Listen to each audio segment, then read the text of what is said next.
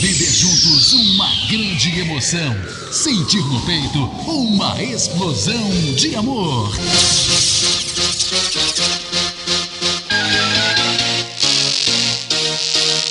Está entrando no ar na Catedral FM. Deus é 10. Com o Padre Jojão.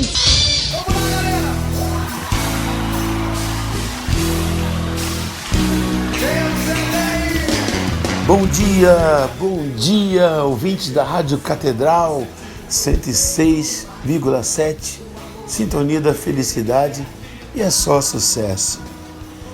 Meus irmãos e irmãs queridos, vamos meditar mais uma vez sobre o Evangelho do 19º domingo do Tempo Comum, celebrado ontem. Por isso, vamos caçar nossa Bíblia perdida. Caçadores da Bíblia Perdida. O Senhor esteja convosco, Ele está no meio de nós. Proclamação do Evangelho de Jesus Cristo, segundo São Lucas. Glória a vós, Senhor. Naquele tempo, disse Jesus a seus discípulos: Não tenhas medo, pequenino rebanho, pois foi do agrado do Pai dar a vós o reino. Vendei vossos bens e dai esmola. Fazei bolsas que não se estraguem, um tesouro no céu que não se acabe. Ali o ladrão não chega, nem a traça corrói. Porque onde está o vosso tesouro, aí estará também o vosso coração. Que os vossos rins estejam cingidos e as lâmpadas acesas. Sede como homens que estão esperando o seu Senhor voltar de uma festa de casamento, para lhe abrirem imediatamente a porta, logo que ele chegar e bater. Felizes os empregados que o Senhor encontrar acordados quando chegar. Em verdade eu vos digo, ele mesmo vai cingir-se, fazê-los sentar à mesa e passando os servirá. Caso ele chegue à meia-noite ou às 3 da madrugada, felizes serão se assim os encontrar. Mas ficai certos, se o dono da casa soubesse a hora em que o ladrão iria chegar, não deixaria que arrombasse a sua casa. Vós também ficai preparados, porque o Filho do Homem vai chegar na hora em que menos o esperardes. Então Pedro disse: Senhor, tu contas esta parábola para nós ou para todos? E o Senhor respondeu: Quem é o administrador fiel e prudente que o Senhor vai colocar à frente do pessoal de sua casa para dar comida a todos na hora certa? Feliz o empregado que o patrão ao chegar encontrar agindo assim. Em verdade eu vos digo, o Senhor lhe confiará a administração de todos os seus bens. Porém, se aquele empregado pensar, meu patrão está demorando, e começar a espancar os criados e as criadas, e a comer, a beber e embriagar-se, o Senhor daquele empregado chegará num dia inesperado e numa hora imprevista.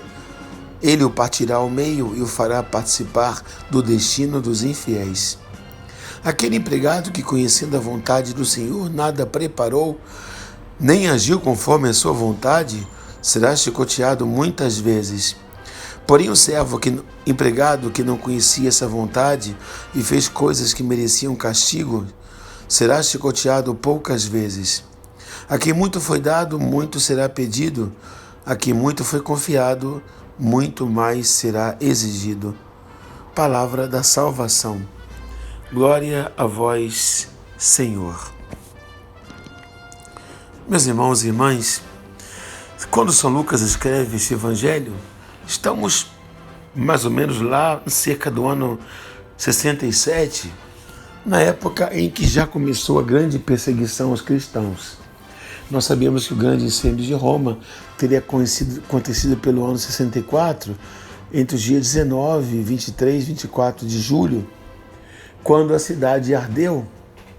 3/4 de Roma foi destruída pelo fogo. Um incêndio muito suspeito.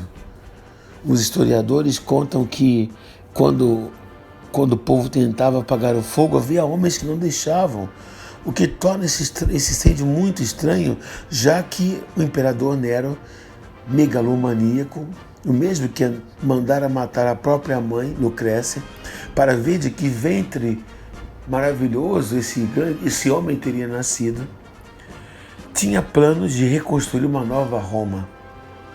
Acusado pelo povo revoltado, Nero teria colocado a culpa nos cristãos. Seria então um bode expiatório os cristãos, já que os romanos tinham certa desconfiança, porque diziam que eles se alimentavam do corpo de um tal Cristo. Então eles não sabiam que era isso, como se pode alimentar do corpo de um homem. Então havia várias lendas contra os cristãos, mesmo porque eles eram, entre aspas, ateus, porque não adoravam os deuses do reino, adoravam apenas um único Deus, e isso causava certa confusão entre os cristãos, entre os pagãos. Por isso foi muito fácil colocar a culpa nos cristãos. Começava ali a grande perseguição contra os seguidores do caminho, ou seja, contra os cristãos. Começa o momento em que os cristãos são jogados às feras, aos leões, aos leopardos, aos ursos, são vítimas dos gladiadores nos circos máximos e são amarrados vivos aos besuntados, amarrados à Via Ápia e queimados vivos enquanto Nero passeava no seu carro na Via Ápia iluminada à noite com os cristãos mortos pegando fogo ainda vivos. Era uma coisa terrível. Foi nessa época que Pedro, então, foi martirizado na colina Vaticana, uma das 7 colinas, e foi enterrado nessa colina vaticana, sobre a qual os cristãos colocaram um chamado troféu. O que era um troféu? Troféu era uma lápide dizendo que ali estava Pedro, mostrando que ele havia vencido o martírio. É evidente que nem todos venciam, nem todos ficavam firmes na hora da ameaça, da tortura. Muitos renegavam a fé, eram chamados de lapsi ou relapsos, daí vem a palavra relapso. Havia muitos que de fato renegavam a fé por medo, pela dor do martírio e adoravam os falsos deuses. Não pensemos que todos eram mártires, não. Muitos, diante da ameaça, da tortura, renegavam a fé. Mas nunca faltaram os heróis, as testemunhas da fé. Lembremos que a palavra testemunha em grego, a testemunha é a tradução de mártir, martyrium.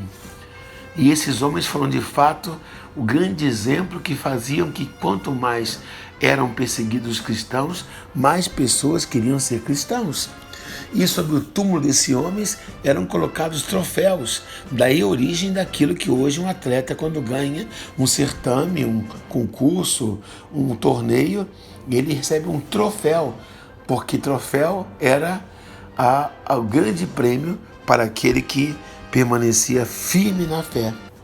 Foi sobre o troféu de Pedro que mais tarde, quando Constantino Magno, filho de Santa Helena, com Edito de Milão, dá liberdade aos cristãos de praticarem sua fé em 313, vai depois construir uma basílica.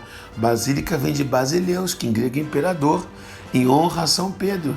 E exatamente hoje, o altar em que o Papa celebra é edificado em cima onde está o túmulo de São Pedro, o troféu de São Pedro, exatamente onde está o túmulo de São Pedro.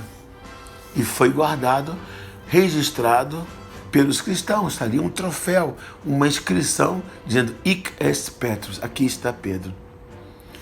Tu és Petrus e super Petram edificabo ecclesia mea. Tu és pedra e sobre essa pedra edificarei a minha igreja. Lucas, que foi discípulo de São Paulo, que não foi apóstolo, mas que foi discípulo de Paulo. São Paulo fala que Lucas não abandonou a ele e que com certeza os seus lábios vai escrever o Ato dos Apóstolos e que consultou testemunhas oculares e auriculares, com certeza entre eles Maria, foi de seus lábios, certamente ele colheu o Evangelho da infância. Podemos dizer que o Evangelho de Lucas é, de certa forma, o Evangelho de Paulo, São Paulo. Então Lucas vai falar dessa importância já desde o Evangelho de Marta. Marta escolheu a melhor parte, que não lhe será tirada. Jesus. Então diz, não temais, pequenino rebanho, não temais, pois foi da graça do Pai dar a vós o reino. Ou seja, o que importa é o reino de Deus.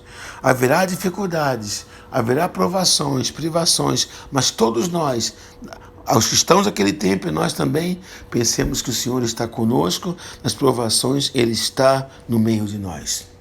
A todos abençoe-vos Deus Todo-Poderoso, Pai, Filho e Espírito Santo, e até amanhã. Fiquemos na paz do nosso Deus que é 10. É com você, meu irmão, amigo Padre Marcelo Rossi, meu irmão. E até amanhã, meus amigos e irmãos, com o nosso programa de novo, nesse mesmo horário. Até amanhã. Catedral FM apresentou Deus é 10. Com o Padre Jorjão, Deus é 10.